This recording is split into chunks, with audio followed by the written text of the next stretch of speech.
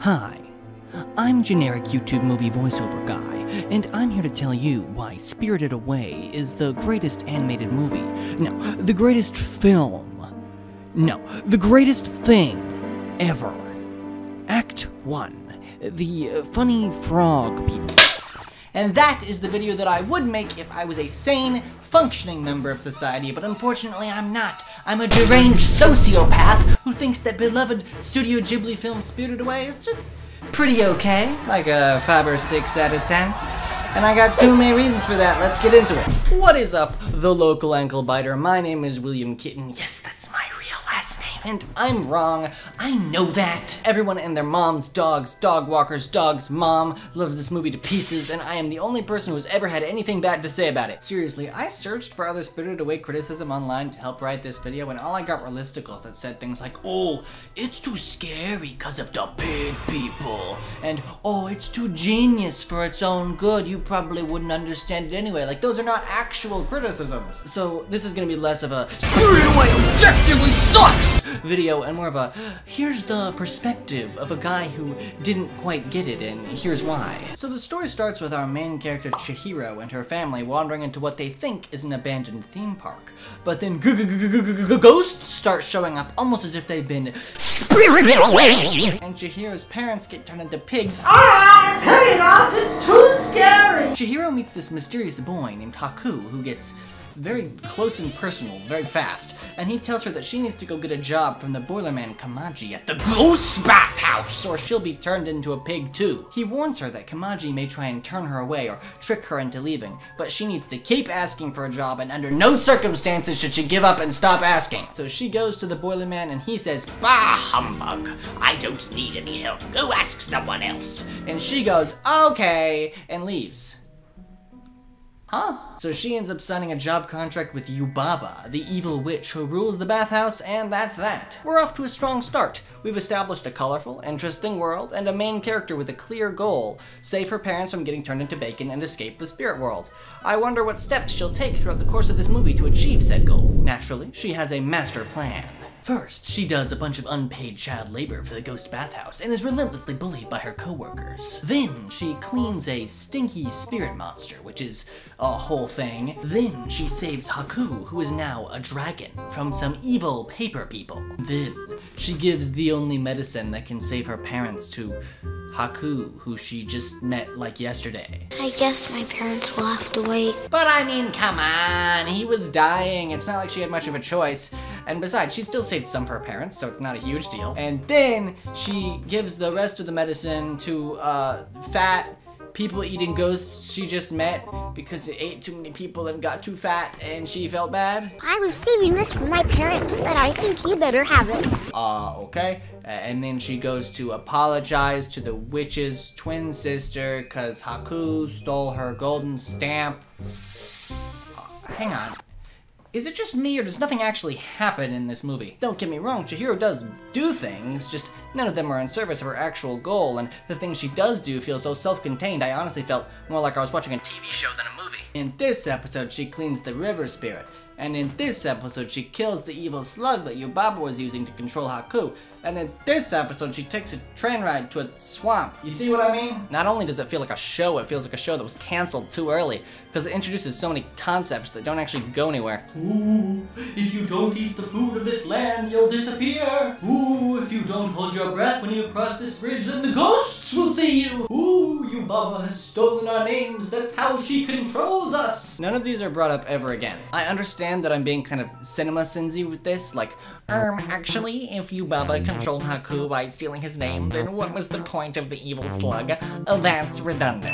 But these Chekhov's guns add up over time, and it ends up kind of muddying the world building and storytelling. Unfortunately, these issues are exacerbated by the weird pacing.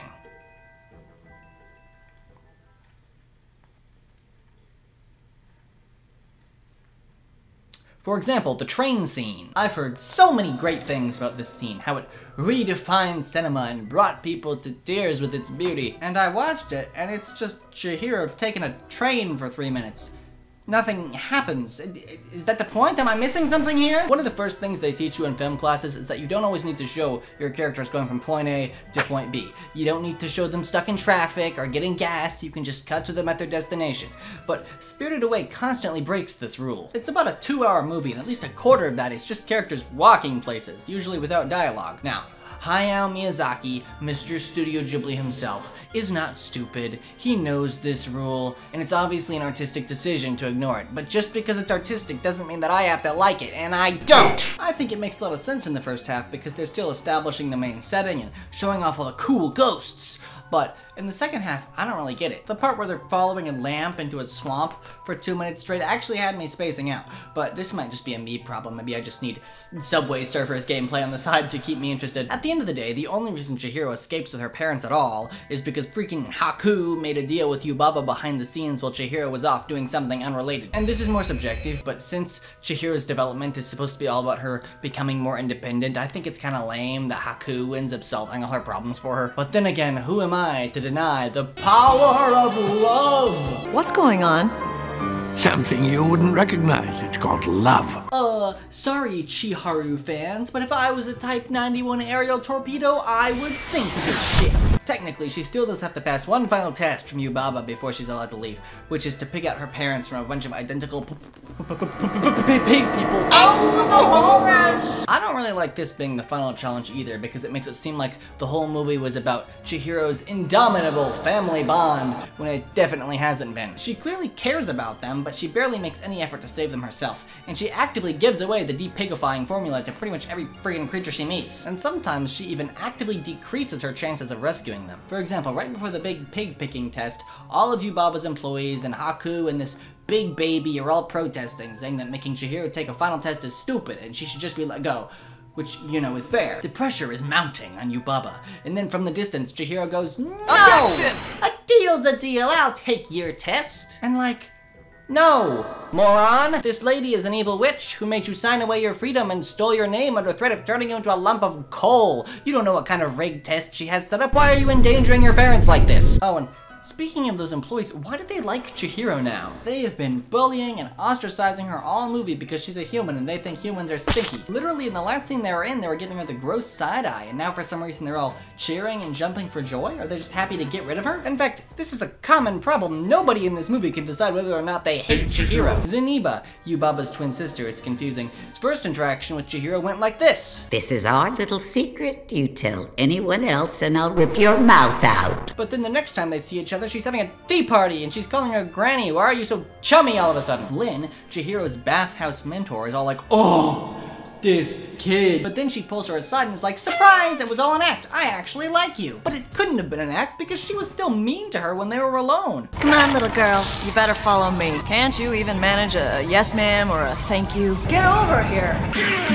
Also, a short side note, but about halfway through the movie, Lynn confides in Chihiro that her lifelong dream is to get on the train and leave the bathhouse, but she can't because train tickets are so hard to come by. Turns out, her close coworker Kamaji has been hoarding 4 of them for 40 years, and then he gives them all to Chihiro so she can share them with a fat mouse, a tiny bird, and the people-eating ghost. And they don't even need to come with her, they're just seeing the sights. And Lynn doesn't get upset about this, her dreams are never brought up again. Anyway, then there's Haku, who is just the king of mixed messages. I have to go.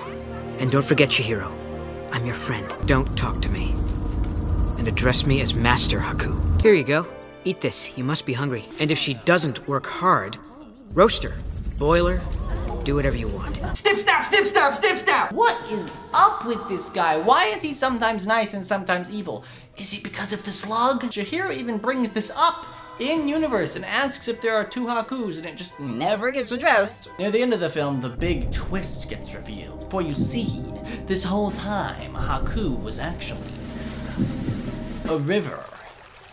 Huh? Yep, it turns out when Chihiro was a kid, she nearly drowned, but the river saved her and carried her to dry land, and that river was actually Haku. What? This was not foreshadowed at all. No implied fear of water, no scene at the beginning like, "Oh man, Chihiro, moving to a new place can sure be scary, but not as scary as that time you nearly drowned in that river, ha ha." But this is still framed as the big reveal, and it doesn't work for me because I was never once wondering about Haku's backstory. I just assumed he was some funky, mysterious spirit guy like literally every other character in this movie. It's like if at the end Chihiro was like, "Oh my gosh, Weird little frog man. I remember now, when I was little, I had a pet frog who died. Oh my gosh, that frog was you. You're a spirit now. I'm so glad we can meet in the afterlife. Oh my gosh. Just kind of comes out of nowhere. Man, I am such a negative Nelly today. I'm a very positive person usually. I just for some reason decided to dedicate my entire YouTube channel to complaining about stuff. Here, let's talk about some of the things I liked. The music was very good. I cannot play it for you though because I'm already on thin ice with the Studio Ghibli copyright police. The world is very colorful and thought out. Look at this pretty scenery that I had to mirror and post and can't show you for too long or else Studio Ghibli will bash in my knees. And most importantly, these head guys, they're pretty funny. I like them a lot. But yeah, I still have some problems, mainly that the story lacks structure and the characters are inconsistent. Why though? Why is it scripted like that? Well, I did some digging, and I think the reason is that it wasn't actually scripted at all. See, Miyazaki is famous for not using a script. He actually figures out the story as he storyboards it, and oftentimes production on a movie will start before he knows how it ends. Now this is just speculation, but I feel like it explains a lot of my problems with the movie. Of course he can't go back and add foreshadowing that Haku is a river. The movie had probably already been half made at that point. I wouldn't be surprised if the depigifying medicine was introduced with the intention of healing Chihiro's parents, but then somewhere along the line, Miyazaki decided that he didn't actually want it to end that way, so he pawned it off to Haku and the fat ghost. I want to reiterate that I am in the vast minority here, so obviously he's doing something right, but I feel like with that approach to writing a movie, it's bound to leave some holes. Anyway, I welcome any and all Spirited Away fans to nitpick my nitpicking. I'm sure there's some stuff I missed or misinterpreted. Tell me how wrong I am. Tell me that the employees like her now because they saved her from No-Face, even though they blame her for No-Face being in the first place and her method of saving them involved destroying half the bathhouse. Tell me that the Haku River thing was actually foreshadowed by that one scene of her being underwater for 2 seconds. Tell me everything. Subscribe or I'll turn you into a pig! That's it from me. Why is my jellyfish lamp broken? This is the saddest day of my life.